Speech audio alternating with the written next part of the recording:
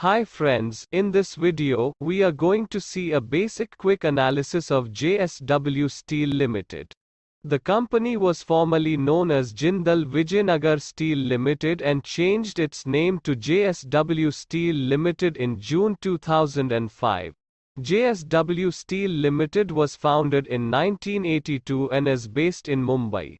This company engages in the manufacture and sale of iron and steel products in India and internationally.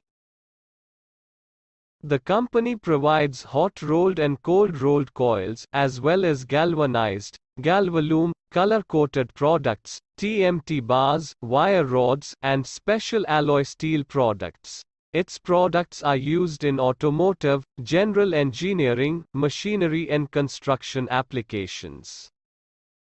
The market capital, which means a measure of share market valuation of this company, is around 164,262 crores, so it will come under large cap company. The book value, which represents a fair and accurate picture of a company's worth, is 252 rupees per share. How to pick stock? Instead of buying any stock, let's assume you're going to buy one company. First thing you will look is whether the company is making good profit or not, is it?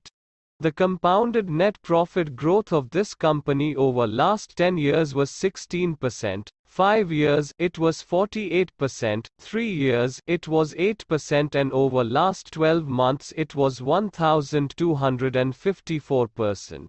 But the net profit which you have seen is included of indirect incomes, which means the income not directly attributable to the company's main business.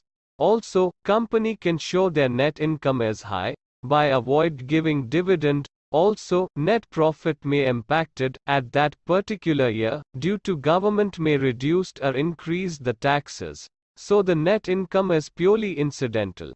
Here we can see last 4 years operating profit, which means the profit directly from core business of company after subtracting all expenses directly related to core business.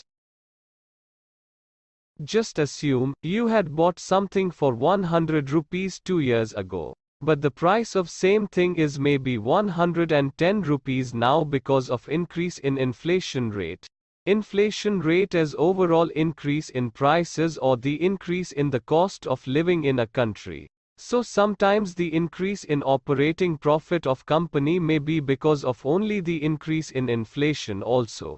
Here we can see the percentage of increase or decrease of year-on-year operating profit after subtracting year-on-year increase or decrease percentage of inflation rate. The return on equity, which indicates how well a company's management used shareholders' capital. A higher return on equity is usually better, while a falling return on equity may indicate a less efficient usage of equity capital by the company. Anyway, the compounded return on equity of this company over last 10 years was 14%, 5 years it was 19%, 3 years it was 18% and 1 year it was 19%. The pay ratio of this company is 20.69, which means this company stock is trading at 20.69 times multiples with respect to its current value. In general, pay value less than 15 is considered as undervalued and greater than 15 is considered as overvalued. At the same time, pay ratio greater than 15 will shows investors are anticipating higher growth in future. Anyway, the pay value of other companies in this same sector average is 24.77. The PB ratio, which means the market's valuation of the company relative to its book value, is 3.54. In general, PB value less than 3 is considered as good one. Anyway, the sector average PB ratio is 3.18. The dividend yield, that shows how much a company pays out in dividends each year relative to its stock price, is 1.2%. The sector dividend yield average is 1.54%. The CAGR, which indicating the investors what they really have at the end of the investment over last 10 years was 29%, 5 years it was 33%, 3 years it was 32% and 1 year it was 89%. But, this is not include of dividend they have received over this period. Thanks for watching this video.